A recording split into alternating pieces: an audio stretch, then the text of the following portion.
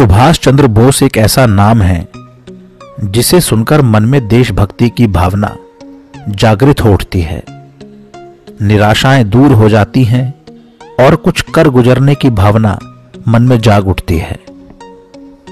मां भारती के इस दिव्य सपूत का जन्म 23 जनवरी 1897 को उड़ीसा में कटक के एक संपन्न बंगाली परिवार में हुआ था।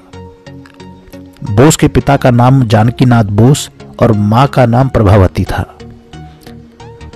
जानकीनाथ बोस कटक शहर के एक मशहूर वकील थे। प्रभावती और जानकीनाथ बोस की कुल मिलाकर 14 संतानें थी, जिसमें सुभाष चंद्र बोस उनकी 9वीं संतान थे। नेताजी की प्रारंभिक पढ़ाई कटक के रेवेनशॉ कॉलेजिएट स्कूल से हुई। तत्पश्चात उनकी शिक्षा कलकत्ता के प्रेसिडेंसी कॉलेज से हुई और बाद में भारतीय प्रशासनिक सेवा की तैयारी के लिए उनके माता पिता ने बोस को इंग्लैंड के कैम्ब्रिज विश्वविद्यालय में भेज दिया। अंग्रेजी शासनकाल में भारतीयों के लिए सिविल सर्विस में जाना बहुत कठिन था, किंतु उन्होंने सिविल सर्विस की परीक्षा में चौथा स्थान प्राप्त किया। 1921 में भारत में बढ़ती राजनीतिक गतिविधियों का समाचार पाकर बोस ने अपनी उम्मीदवारी वापस ले ली और शीघ्र भारत लौट आए। सिविल सर्विस छोड़ने के बाद वे भारतीय राष्ट्रीय कांग्रेस के साथ जुड़ गए। सुभाष चंद्र बोस महात्मा गांधी के अहिंसा के विचारों से सहमत नहीं थे। वास्तव में महात्मा गांधी उदार दल का नेतृत्व करते थे, वहीं सुभाष चंद्र बोस जोशीले क्रांतिकारी दल के प्रिय थे।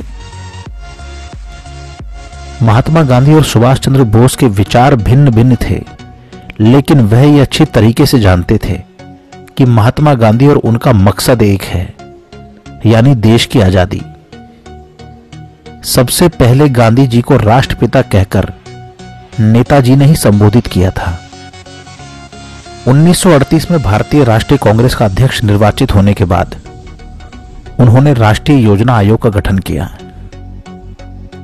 यह नीति गांधीवादी आर्थिक विचारों के अनुकूल नहीं थी। 1939 में बोस पुनः एक गांधीवादी प्रतिद्वंदी को हराकर विजय हुए। गांधी जी के विरोध के चलते इस विद्रोही अध्यक्ष ने त्यागपत्र देने की आवश्यकता महसूस की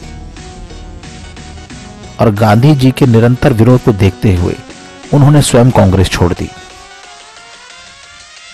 इस बीच दूसरा विश्व युद्ध छिड़ गया। बोस का मानना था कि अंग्रेजों के दुश्मन से मिलकर आजादी हासिल की जा सकती है। 1940 में उन्हें फिर से कारावास में डाल दिया गया, लेकिन सुभाष के आमरण अनशन के डर से अंग्रेजों ने उन्हें कारावास से मुक्त कर दिया, लेकिन उन्हें उनके ही घर में नजरबंद कर दिया गया। लेकिन 26 जनवरी 1941 को वह अपने भतीजे शिशिर कुमार बोस की सहायता से वहां से भाग निकले और सोवियत संघ होते हुए जर्मनी जा पहुंचे। सक्रिय राजनीति में आने से पहले नेताजी ने पूरी दुनिया का भ्रमण किया था। वह 1933 से 1936 तक यूरोप में रहे। यूरोप में यह हिटलर के नाजीवाद और मुसोलिनी के फांसीवाद का दौर था। नाजीवाद और फांसीवाद का निशाना इंग्लैंड था, जिसने पहले विश्व युद्ध के बाद जर्मनी पर एक तरफा समझौते थोपे थे। वे उसका बदला इंग्लैंड से लेना चाहते थे। भारत पर भी अंग्रेजों का कब्जा था और अंग्रेजों के खिलाफ लड़ाई में नेताजी को हिटलर और मुसोलिनी में भविष्य का मित्र दिखाई पड़ रहा था।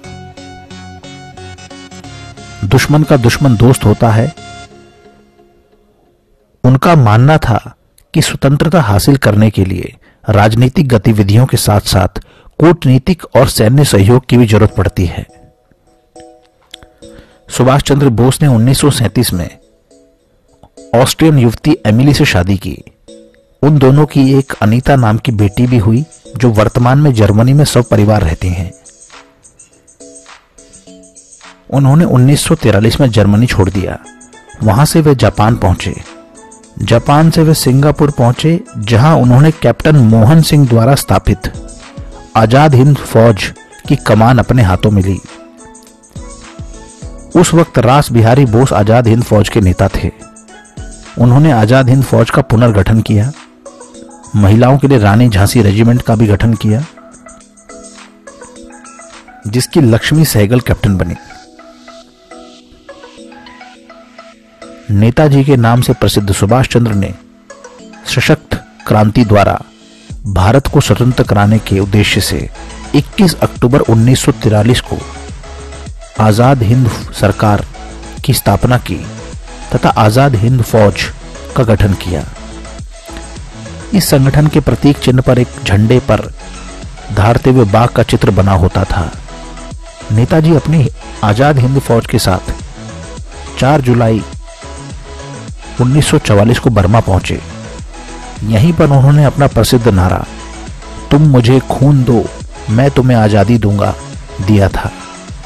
1943 से 1945 तक आजाद हिंद फौज की सेना ने अंग्रेजों से लड़ाई की, जिससे अंग्रेज विचलित हो गए और उन्हें यह महसूस हो गया कि उन्हें भारत को स्वतंत्रता देनी ही होगी। 18 अगस्त 1945 को टोक्यो जाते समय ताइवान के पास नेताजी का एक हवाई दुर्घटना में निधन हो गया, लेकिन उनका शव नहीं मिल पाया। विमान दुर्घटना में उनकी मृत्यु की बात कही जाती है, लेकिन उनकी मृत्यु का कोई स्पष्ट प्रमाण आज तक प्राप्त नहीं हुआ है। नेताजी की मौत का कारण आज भी विवाद बना हुआ है। देश दुनिया की खबरों के लिए सब्सक्राइब कीजिए और देखते रहिए ग्लोब इंडिया न्यूज़।